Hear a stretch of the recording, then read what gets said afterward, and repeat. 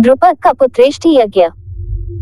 प्राचीन भारत में पुत्रेष्टि यज्ञ के द्वारा तेजस्वी पुत्र प्राप्त करने की प्रथा थी। जब किसी बहुत बड़े नृपति को संतान का अभाव दुख देता था, तो वह ऋषियों और महात्माओं के द्वारा पुत्रेष्टि यज्ञ कराता था।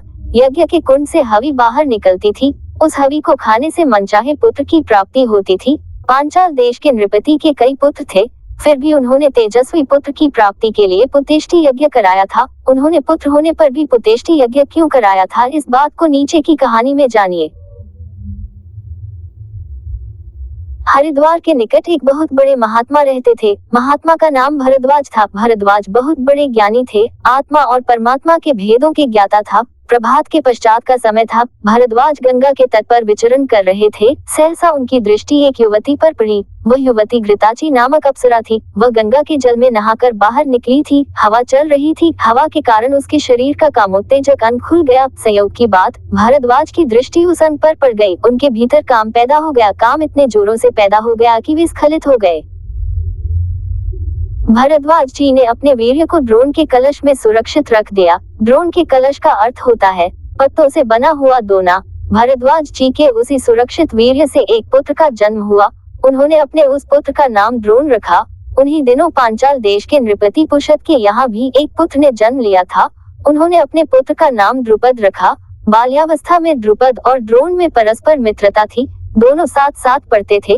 बड़े होने पर द्रुपद तो पांचाल के राज सिंहासन पर बैठा, किंतु द्रोण ब्राह्मण होने के कारण गरीब ही रहे। गरीबी के कारण उनका जीवन बड़ी कठिनाई से बीत रहा था। एक बार द्रोण के कानों में समाचार पड़ा कि परशुराम धन बांट रहे हैं। अतः द्रोण परशुराम के पास गए। उन्होंने उनसे धन की याचना की। परशुराम ने कहा, मैं तो सारा धन लुटा चुका हूँ। वन में तप के लिए जा रहा हूँ। मेरे पास धनुष बाण को छोड़कर और कुछ नहीं है। द्रोण ने निवेदन किया, मुझे धनुष बाण ही दे दीजिए और यह बता दीजिए कि कौन सा बाण किस तरह चलाया जाता है। परशुराम ने द्रोण को धनुष बाण तो दे ही दिया, अपनी पूरी बाण विद्या भी सिखा दी। द्रोण उस विद्या को सीखकर द्रोणाचार्य बन गए। दूसरी बार द्रोण के कानों में समाचार पड़ा कि द्रुपद धन बांट रहा है। अतः द्रोण धन के लिए द्रुपद के पास गए। उन्होंने द्रुपद से प्रार्थना की, मैं तुम्हारा मित्र हूँ, अतीव संकट में हूँ, मुझे धन देकर मेरी सहायता करो। द्रुपद ने बड़ी ही उपेक्षा के साथ उत्तर दिया, मैं राजा हूँ। राजा का मित्र कोई राजा ही होता है। तुम मेरे मित्र किस प्रकार हो? तुम गरीब ब्राह्मण हो, मैं तुम्हारी सहायता नहीं कर सकता। द्रोण का हृदय अपमान से भर उठा। वे द्रुपद से बदला लेने का निश्चय करके लौट गए। जब वे पांडव और कौरव राजकुमारों के गुरु बने तो उन्होंने अर्जुन के द्वारा द्रुपद को बंदी बनाकर अपने मन की आग को शांत किया। उस समय तो द्रुपद मौन ही रहा, किंतु उसके मन में भी द्रोणाचार्य से बदला लेने का विचार पैदा हो उठा। उसने निश्चय किया कि वह एक ऐसा तेजस्वी पुत्र उत्पन्न करेगा जो द्रोणाचार्य से उसके अपमान का बदला लेगा।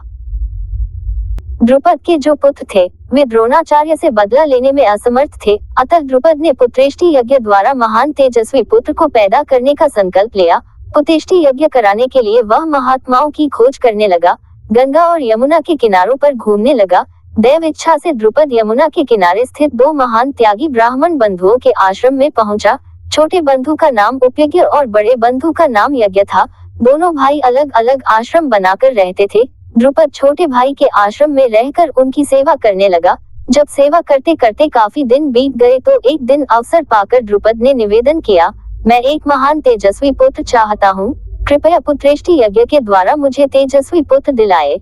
मैं आपको 1 करोड़ गाय दे सकता हूँ। छोटे भाई ने उत्तर दिया, ये कार्य मुझसे नहीं हो सकेगा। तुम मेरे बड़े भाई के पास जाओ, वे अवश्य तुम्हारी मनोभिलाषा पूर्ण करेंगे। द्रुपद यज्ञ के आश्रम में गया।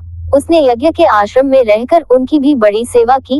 एक दिन अवसर पाकर द्रुपद ने उनसे भी निवेदन किया, मैं एक तेजस्वी पुत्र चाहता हूँ। कृपा करके पुत्रेष्टि यज्ञ के द्वारा मुझे तेजस्वी पुत्र दिलाए। मैं आपको 1 अर्बुद गाय दे सकता हूँ। ये द्रवित हो गए। वे पुत्रेष्टि यज्ञ करने लगे। जब यज्ञ पूर्ण हुआ तो उन्होंने एक हवि तैयार की। उन्होंने द्रुपद की रानी को बुलाकर कहा, इस कवि को खा लो, तुम्हारे गर्भ से महान तेजस्वी पुत्र उत्पन्न होगा। द्रुपद की रानी ने कहा, मैंने अभी स्नान नहीं किया है, स्नान करने के बाद ही हवि ग्रहण करूंगी। रानी स्नान करने के लिए चली गई। यज्ञ उसकी प्रतीक्षा करने लगे। जब रानी के आने में देर होने लगी तो उन्होंने उस हवि को यज्ञ कुंड में डाल दिया। आश्चर्य!